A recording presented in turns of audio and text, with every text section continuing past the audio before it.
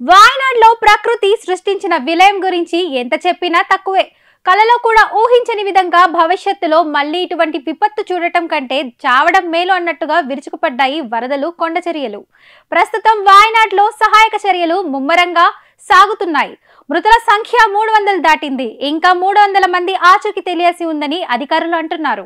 మృతుల సంఖ్య ఇంకా పెరిగే అవకాశం ఉందని కేరళ ప్రభుత్వం భావిస్తోంది.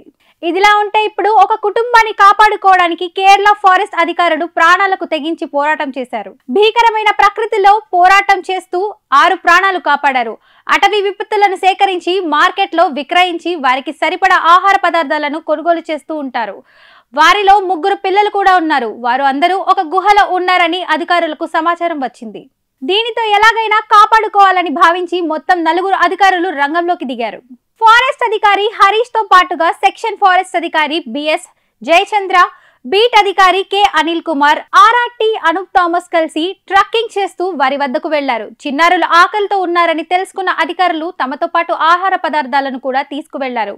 వారికి ఆహారం తినిపించి చిన్నారులను తమ వీపుకు కట్టుకొని గుహలో నుంచి వారిని నిదానంగా తీసుకొచ్చారు. ఈ క్రమంలో చెట్లు, రాళ్లకు తాళ్లు కట్టి నిదానంగా వారిని కిందకు దించారు. అలా అత్తమాల కార్యాలయానికి వారిని తీసుకొచ్చి వైద్య సేవలు అందజేస్తున్నారు. ఈ ఆపరేషన్ కు మొత్తం 8 గంటల సమయం పట్టింది. ప్రస్తుతం వాయనాడ్ల పరిస్థితి సాధారణ స్థితికి వస్తుందని అధికారులు వెల్లడించారు. మరో వారం పాటు సహాయక కార్యక్రమాలు కొనసాగనున్నాయి.